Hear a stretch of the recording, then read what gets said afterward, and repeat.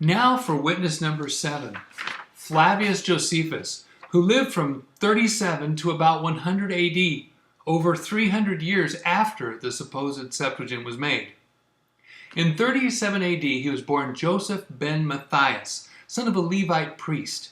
He was well educated and respected among the Jewish people. He bounced around from hermit's disciple to Pharisee to negotiator before Nero to free some priests.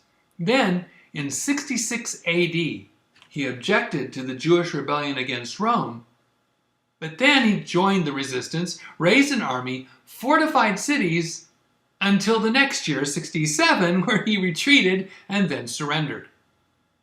Though he was imprisoned, he became friends with Commander Vespasian, who 2 years later, in 69 AD, became emperor. Then, Josephus served under Vespasian's son, Titus, urging his fellow Jews to submit and surrender to Rome. They didn't. In 70 AD, Jerusalem was destroyed. But Titus liked Josephus and took him back to Rome. In 79 AD, Titus became the next emperor. Josephus became his client and got great pay, became a citizen, and adopted the emperor's family name, Flavius. He was set for life. Now, as Flavius Josephus, he began writing history books in a manner pleasing to the Romans. What seems most likely is that Josephus got a lot of information from other people's books and even remembered stories that he was told and then put them all together in a history of biblical times and the Jewish people. You can see how Josephus used other people's stories in his version of the letter of Aristeas. You can find it in his book, Antiquity of the Jews, Book 12, Chapter 2. Josephus literally took the letter of Aristeas and paraphrased 100 of the 322 sections. Yes, I counted. Where Aristeas said I, Josephus put he. He removed the sections where Aristeas talks to his brother, the list of translators, descriptions of Jerusalem, and the philosophical questions that the king asked. He didn't say anything, though, that disagreed with Aristeas at all. In fact, in 12:2:12, Josephus said you can check the book of Aristeas for more information. Everything Josephus says matches the letter of Aristeas as we have it. Josephus doesn't get us anything new at all. The only thing he does show is that by 93 AD, the letter of Aristeas was already written and circulating in Rome. I'll deal with the rest when I go over the letter of Aristeas. So, witness number 7 is excused. That's the end of the Hellenistic Greek Jewish writings. And there is still no real evidence to consider. No one has proven the existence of a BC Septuagint. So now for the so-called Christian witnesses. Witness number 8, Justin Martyr, AD 100 to 165, over 400 years after the supposed Septuagint was made, he wrote in his first apology, chapter 31, a story that has so many important changed details, you have to hear it yourself. Quote, "There were then among the Jews certain men who were prophets of God, through whom the prophetic spirit published beforehand things that were to come to pass ere they ever happened. Now, when Ptolemy, king of the Egyptians, was forming a library and endeavored to make a collection of all men's writings, he heard tell, among the rest, of these prophecies, and sent to Herod, who was then king of the Jews, with a request that the books of the prophecies might be transmitted to him. And King Herod sent them, written in their native Hebrew tongue of which I have spoken. But since the Egyptians were unacquainted with the things written therein, he sent yet again, and requested him, Herod, to dispatch men to render them into the Greek language. This was done, and the books remained with the Egyptians and are there to this day. This one took me by surprise. Justin is a saint to the Roman Catholics. But this was a big mistake or a bald-faced lie. First, Justin wasn't referring to Ptolemy II Philadelphus. The only one alive during the reign of King Herod was Ptolemy the 15th, Caesarion, son of Julius Caesar and Cleopatra the 7th. And how could Justin talk about Caesarion as king?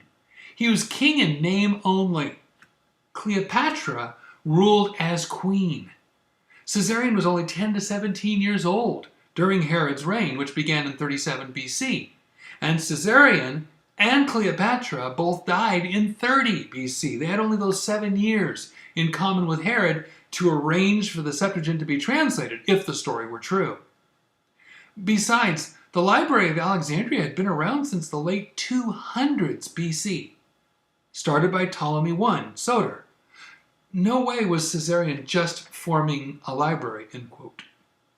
So now, Justin said that it was the prophecies, not the law, that Ptolemy I had translated. Justin rewrote the story to fit his argument about Hebrew prophecies, it seems. There's nothing accurate about it. But let's give Justin the benefit of the doubt. What if it was a case of mistaken identity? You see, in 36 BC, Cleopatra had a son with Mark Antony, her third child with him. Do you know what she named him? Ptolemy Philadelphus. Like him? But Egypt was taken over by Rome before he turned 6. You don't suppose Justin Martyr thought that Cleopatra's baby was the Ptolemy Philadelphus of the Septuagint story, do you? If so, he really got his wires crossed. I was taught that Justin Martyr was a reliable Christian witness. But now I'm stuck with 3 possibilities. Either he got his history book from the bargain bin, or he completely changed the story to suit his apologetic lesson, or he mistook a baby in 36 BC with the second Ptolemy in 276 BC. Regardless, he didn't verify the facts. His account is completely unhelpful. His testimony is, to say the least, not reliable. Witness number 8 is excused. That was the real Justin. But there's also a fake one. Witness number 9, pseudo-Justin. We have no idea who wrote in Justin's name or exactly when. Obviously, it was sometime during or after Justin's life, so at least 400 years after the Septuagint was supposedly written. Let me just sum up the story from Pseudo-Justin's writing, Exhortation to the Greeks, Part 13. First, in this story, Ptolemy asked for 70 wise men, not 72. Second, he had the Hebrew translators stay on the island, quote, where the Pharos lighthouse was built. But the Pharos wasn't finished until years into Philadelphus' reign, or after he died, around 247 BC. Third, this fake Justin then claimed, quote, these things which we declare unto you, men of Greece, are no myths nor fictitious history. We ourselves have been in Alexandria and have seen the traces, still preserved, of the cells on the island of Pharos, and have heard this story which we tell you from its inhabitants, who have had it handed down as a tradition of their country. You may learn it from others also, and chiefly from those wise and distinguished men who have written of it, Philo and Josephus. But there are many others besides, end quote. Philo and Josephus both were wrong. Calling them wise and distinguished doesn't make their story any more accurate. We declare unto you? Who's we? We don't even know who wrote this. The author lied about his name, saying he was Justin.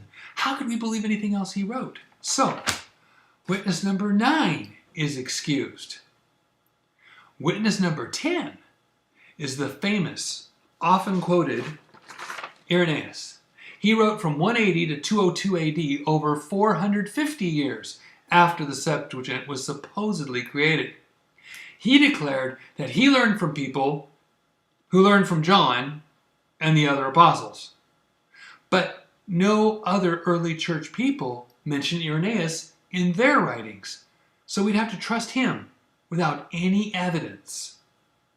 But he claimed that all the apostles said that Jesus was 40 to 50 years old when he was crucified. Jesus was really about 34. You can see this from the dates of the rulers in Luke, the Passovers, and the age of the temple in John, and other early church events that show this clearly. Irenaeus is deceived or deceiving. Irenaeus is also credited as the first person to justify infant baptism. If that is true, Irenaeus might have triggered people into removing Acts 8:37 that says you may be baptized if you first believe in Christ with all your heart. And of course, a baby can't do that. So either change the doctrine or remove the scripture. And you know which they did. It's possible that someone he talked to might have heard John in an Ephesus church service before he died. But again, there's no evidence from any source that Irenaeus got any of his information from them or who they would be. It's hard to believe that anyone who paid attention to the apostles would say such inaccurate things as Irenaeus claimed. And there's no way to check up on anything Irenaeus claims he heard. I don't see any compelling reason to believe what he wrote. Let's face it, I don't trust the guy. His Septuagint legend is found in his Against Heresies 3:11-2, sections 3 to 4. He stated that it was the first Ptolemy, Ptolemy I Soter, the one who ordered the Alexandrian library built, and not Ptolemy II Philadelphus, who arranged for the Hebrew and Greek language and culture-knowing Hebrews to come to Alexandria. He's the only guy in history to move the story back so far, from the son, Ptolemy II, to the dad, Ptolemy I. Irenaeus comes across as an unreliable historian at best and a liar at worst. Witness number 10 is excused.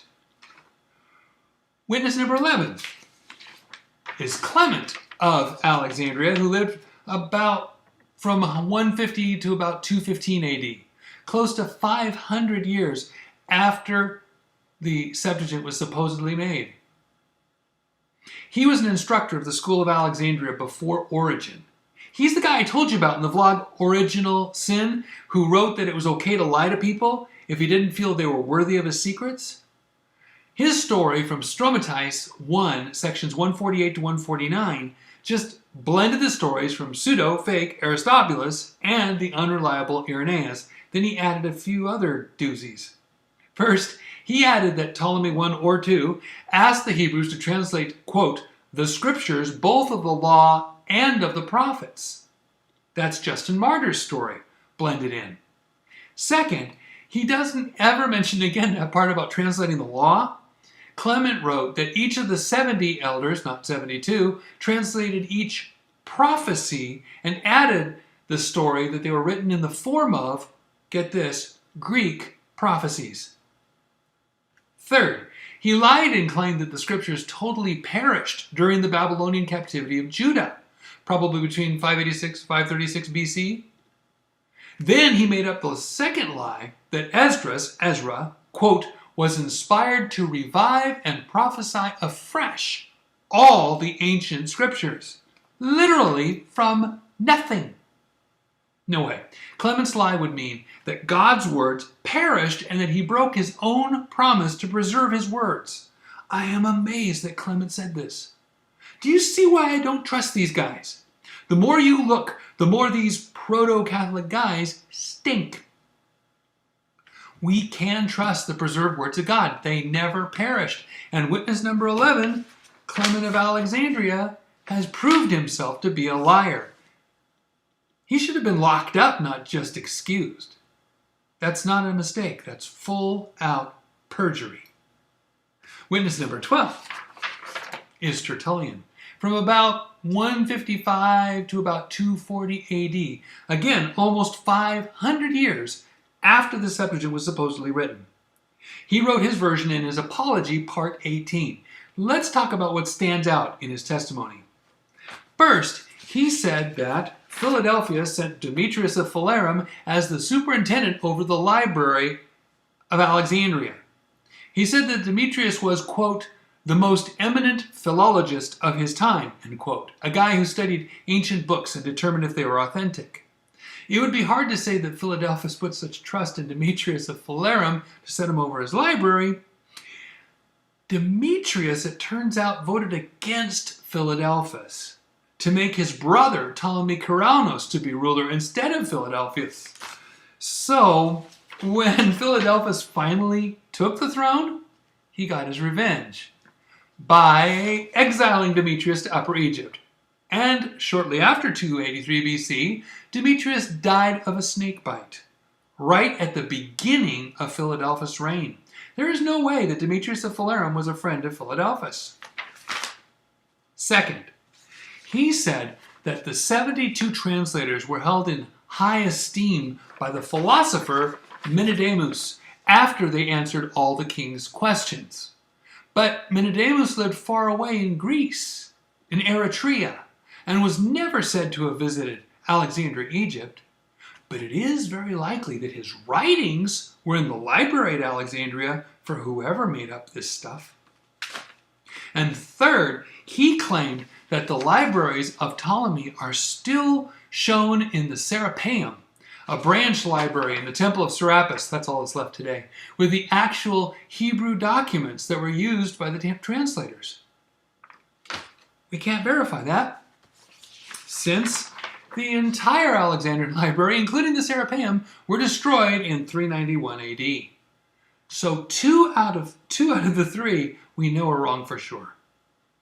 That makes Tertullian's testimony unreliable. So witness number 12, Tertullian, is excused.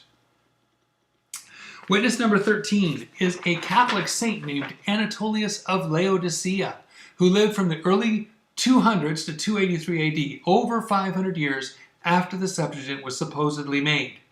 He grew up in Alexandria, Egypt in the time of Origen, ran an Aristotelian school, and wrote 10 books on mathematics. Only fragments of them survive today. He wrote in canons concerning the Passover, the Paschal canon, and was quoted by Eusebius in Ecclesiastical History 732. It's so short I can read you the whole quote. Quote, the famous Aristobulus, who is enrolled among the 70 who translated the holy and divine scriptures of the Hebrews for Ptolemy Philadelphus and his father, he also addressed to those same kings books in which he expounded the meaning of the Mosaic Law. There are two things clearly wrong here. First, the famous Aristobulus is really pseudo-Aristobulus. It's a fake letter, as you saw.